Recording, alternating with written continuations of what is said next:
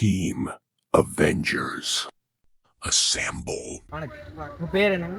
Pulsar சரி. இந்த எத்தனை வருஷமா இந்த இதெல்லாம் பண்றீங்க? 12 வருஷம் பண்றோம். சரி, சரி. இந்த காய்கறி எல்லாம் வந்து பொதுவா எங்க இருந்துங்க நம்ம வாங்குறதுங்க? நான் காட்டுக்கார விவசாயி பக்கத்துலயே சரி. அவங்க செட்டி அங்கங்க குடுக்கறவங்ககிட்ட வாங்கிக்கலாம்.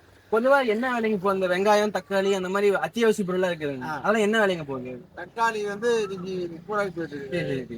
வெங்காயம் நல்ல குவாலிட்டியா இருக்குது 60 ரூபா வரலும் போகுது. 60 ரூபா வரைக்கும் போகுது. இது எந்த டைம்ல கொஞ்சம் அதிகமா போகும்னு நினைக்கிறீங்க? அதாவது எந்த சீசனு அந்த மாதிரி? இந்த சீசன் அதாவது கோடை காலத்துல அதிகம் போகும். கோடை காலத்துல. இந்த ஏதாவது பண்டிகை சமயத்துல அதெல்லாம் இல்லை. அப்படிலாம் இல்லை.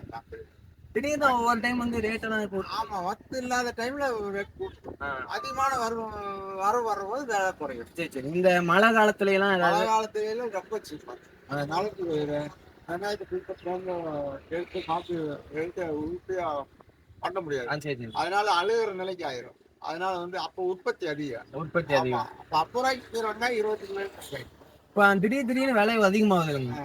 அப்போ வந்து உங்களுக்கு அதுல என்னென்ன சிரமம் எல்லாம் இருக்குது? அது சிரமம்லாம் இல்ல. விக்கிற விலைக்கு மக்களுக்கு கொஞ்சம் சிரமம். அதான் வாங்கி மக்களுக்கு கொஞ்சம் சிரமமா இருக்கும்.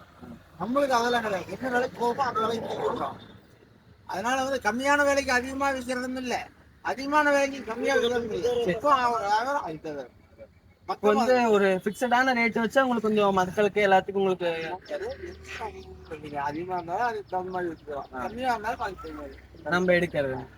இதே வந்து கொஞ்சம் அதிகமா வாங்குறவங்களுக்குலாம் கொஞ்சம் பிரச்சனை இருக்குங்க அப்படிங்கிறது. அப்படிலாம் ஒண்ணு இல்லைங்க. சரி. இது வந்து விவசாயி வந்து எந்த இடையில இருக்கிற இடைத்தரகர்களுக்கு வருவாங்க. அவங்களுக்கு நம்ம வந்து முன்னாடி கொடுக்கறவங்களுக்கும் பின்னாடி இருக்கிறவங்களுக்கும் இந்த சரி. மற்றபடிக்கு விவசாயம் பண்ணி வெங்காயம் 50 ரூபாய்க்கு போற காலத்துல விவசாயிக்கு 20 ரூபாய் கொடுக்குறது. அது 30 ரூபாய் இடையில அதான் அந்த விலை அதிகமாகிறப்போ அவங்களுக்கு இந்த மாதிரி பிரச்சனை வருது. அது அப்ப நம்மளும் கொஞ்சம் விலையை மாத்துற மாதிரி இருக்குது. இதனால மக்களுக்கு பிரச்சனை வரும். பார்த்தீங்கன்னா எல்லாம் டோட்டல அப்ப வாங்கி அவங்க இதை போகுது. விவசாயம் பேசுறாங்க புரோக்கர் ஒரு தரவை ஃபங்க்ஷன் எடுத்து அவங்க இருக்காது. இதே வந்து கவர்மெண்ட் ஒரு ரேட் வச்சாங்கன்னா நம்மளும் அதே ஒரு ரேட். இப்போ தக்காளி 30 ரூபாய்னா 30 ரூபாய் எப்பவுமே அப்படின்னு கொடுத்தா நமக்கு மக்களுக்கு பிக்சட் ரேட்னா நல்லா இருக்குங்க. சரி, அந்த மாதிரி இருக்கு. அது கஷ்டம் தானே. சரி, சரி, சரி, சரி. பேர் என்னங்க? தியாகு. என்ன பண்றீங்க? விவசாயம். விவசாயத்துல இப்ப நம்ம என்னங்க காட்டுல போடுறதுங்க ரெகுலரா? இப்போ தென்னை, வாழை, மஞ்சள். சரி. அதுல மஞ்சள்ல ஊடுபயிரா வெங்காயம் இதெல்லாம் போடுவோம். வெங்காயம், தக்காளி அந்த மாதிரி பொருட்கள். ஆமா, ஆமா. என்ன சீசனுக்கா இந்த மாதிரி எல்லாம் போடுறீங்க? ஆடி மாசம் போடுவோம். வாடி தண்ணி வந்துச்சுன்னா தக்காளி, மஞ்சள் எல்லாம் போடுவோம். தண்ணி நடுவோம், நாத்து நடுவோம். சரி, சரி. நம்ம பொதுவா வந்து விக்கிறது எப்படிங்க? டைரக்டா கொண்டு போய் இந்த கவர்மெண்டோட கிடங்கு அந்த மாதிரி எதாவது கொடுக்கறதுங்களா? இல்ல நம்ம இடைத்தரகர் அந்த மாதிரி யாராவது வச்சு பண்றது? இடைத்தரகர் இங்கேயே வந்து எடுத்துக்குவாங்க. சரி, சரி. இங்கேயே வந்து எடுத்துக்குவாங்க. நம்ம ஒழுங்குமுறை விற்பனை கூடத்துலயும் கொண்டு போய் விற்கலாம். நம்ம எப்பவுமே என்னங்க இடைத்தரகர் வச்சுதான் அதிகமா பண்ற எது நமக்கு வசதின்னு கேக்குறேன். இடைத்தரகர் தான் அதிகமா இப்ப பண்ணுவோம். நம்மளே நேரா வித்தா அதனால நமக்கு நம்மளே என்ன நேரா வித்தோம்னா நம்மளுக்கு இடைத்தரகர் கொடுக்க வேண்டிய காசு வந்து மிச்சமாகும். இல்ல அதுல ஏன் நம்ம பண்றதுக்கு அதுல என்னென்ன பிரச்சனை இருக்குதுங்க? அது நம்ம இங்கிருந்து இப்ப நேரடியா கொண்டு போறோம்னா நம்மளுடைய வண்டி வாகன செலவு. சரி, சரி. அது வாகன செலவு வந்து நாம வெட்டி வண்டியில ஏத்துற செலவு. சரி, சரி. இதெல்லாம் இருக்கு. இப்ப அவங்களா இருந்தா நேரடியா காட்டுக்கே வந்து இப்போ வாழைத்தாரே போடுறோம்னு வச்சுக்கோங்க. சரி. நேரடியா காட்டுக்கு அவங்களே வந்து வெட்டி தார் எடுத்துட்டு உண்டான தார் என்ன விலையோ அந்த விலையை அப்பயே நேரடியா குடுத்துருவாங்க. சரி. இதே வந்து ஒழுங்குமுறை விற்பனை கூடத்த கொண்டு போய் நம்ம நேரடியா விற்பனை பண்றோம் அப்படின்னா, ஆ வண்டி வாடகை.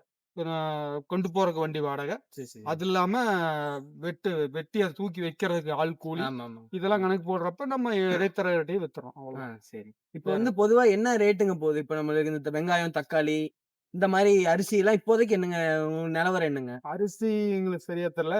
இது தக்காளி எ இதெல்லாம் வந்து கிலோ ரூ. 15 ரூ. 20 போகுது. சரிங்க. வாழை வந்து கிலோ ரூ. 20 25 வரைக்கும். இப்போ கொஞ்சம் அதிகமா இருக்கு. 28 நம்ம அரிசி போட்டிருந்தப்போ நம்ம ஒரு ஒரு ஏக்கர்ல அரிசி போடுறோம்னா நமக்கு எவ்வளோ இது கிடைக்குதுங்க? லாபம் இந்த மாரி. ஒரு ஏக்கருக்கு வந்து 8 பொதி, 10 பொதி. நாம என்ன போடுறோமோ அத சரி, பொறுத்து. சரி. ஆமா. என்ன நெல்லு நம்ம வித நெல் போடுறோமோ அத பொறுத்து சரி. கிடைக்கும். இப்ப இத டைரக்ட்டா கொண்டு போய் இந்த கவர்மெண்ட் கிடங்கு அப்படிலாம் சொல்றாங்கல்லங்க. அந்த மாரிலாம் கொண்டு போய் குடுக்குற மாரி ஏதாவது இருக்குங்களா? இந்த கமிட்டி அப்படின்லாம் சொல்றாங்கல்லங்க. அங்கேயும் கொண்டு போலாம். சரி. கொண்டு போலாம். நாம இங்க இடையில வீட்லயே வந்து வாங்கிக்கிற வியாபாரிகளும் இருக்காங்க. சரி. வேற இப்போ வந்து நமக்கு இப்ப கவர்மெண்ட்ல வந்து பிக்ஸட் ரேட் வச்சா உங்களுக்கு நல்லா இருக்குங்களா? அதாவது இப்போ நம்ம ஃபிக்ஸட் ரேட் வச்சா நல்லாருக்கும். எப்பலாங்க ரேட் வந்து திடீர்னு அதிகமாவறது, கம்மியாவறது, எந்தெந்த டைம்ல அதிகமாகும்னு நெனைக்கிறீங்க?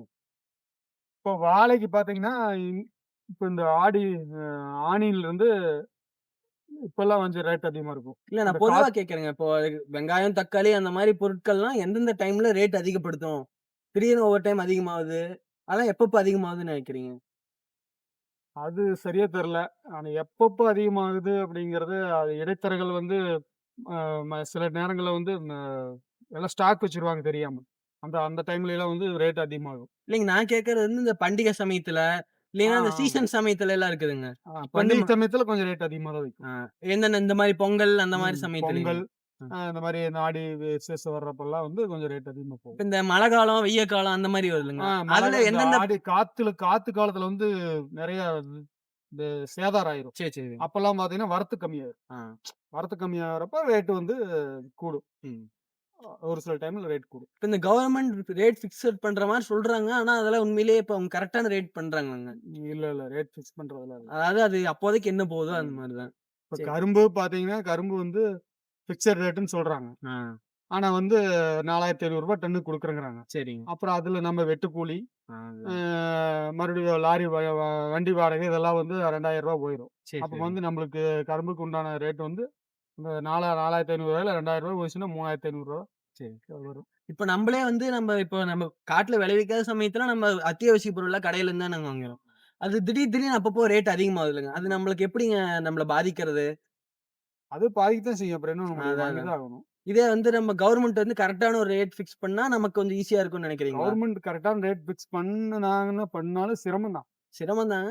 இல்ல ஒரு வேள வந்து கரெக்ட்டா அவங்க கரெக்ட்டா மேனேஜ் பண்ணணும். ஸ்டாக் மேனேஜ் பண்ணி கரெக்ட்டான ரேட் ஃபிக்ஸ் பண்ணோம்னா, நமக்கு ரேட் ஃபிக்ஸ் பண்ணா பரவால்ல தான். விவசாயிகளுக்கும், நம்ம கன்சியூமர் எல்லாத்துக்குமே கொஞ்சம் நல்லா இருக்கும்னு நெனைக்கிறீங்களாங்க? நல்லாருக்கும். சரி. நல்லாருக்கும். வேற நீங்க உங்களுக்கு எதெல்லாம் இந்த விஷயத்துல வந்து அதாவது கன்சியூமராவோ, நாம ஒரு நுகர்வோராவோ, இல்ல ஒரு விவசாயியாவோ உங்களுக்கு வேற என்னென்ன பிரச்சனைகள்லாம் இருக்குதுங்க? விவசாயம் ஆள் கூலி பிரச்சனை தான் மெயினு. அப்புறம் இந்த டீசல் வண்டி ஓட்டுறதுல அதுல வாடகை செலவு. மெயினா ஆள் கூலி தான். ஆள் வந்து ஆள் கூலி தான் அதிகமா செலவாகுறது. அதான் பிரச்சனை. சரி. இப்ப உங்களுக்கு வந்து நாங்க எங்களோட ப்ராஜெக்ட் வந்துங்க, இந்த கவர்மெண்ட்லாம் வந்து சென்ட்ரல் கவர்மெண்ட் இருக்கலாங்கல்லங்க. அவங்க வந்து இந்த மாரி ஸ்டாக்லாம் வச்சிருப்பாங்கல்ல. உங்களுக்கு அந்த தானிய கிடங்குன்னுலாம் ஆ. சொல்லுவாங்கல்லங்க. அத பத்தி உங்களுக்கு ஏதாவது ஐடியா இருக்குதுங்களா? தானிய கிடங்குனா அது என்ன ஐடியா அதுல? அவங்க இல்லைங்க. அதாவது சேமிச்சு வைப்பாங்க. சேமிச்சு வச்சு அவங்க ஒரு குறிப்பிட்ட ரேட் ஃபிக்ஸ் பண்ணுவாங்கல்லங்க. அதாவது அவங்க ரேட் வந்து நம்ம டிமாண்ட் தகுந்த மாரி ஃபிக்ஸ் பண்றாங்கல்லங்க. அது அந்த ரேட் பிரெடிக்ட் பண்ற மாரி நாங்க ஒரு ஏஐ செய்யலான்னு இருக்கோங்க.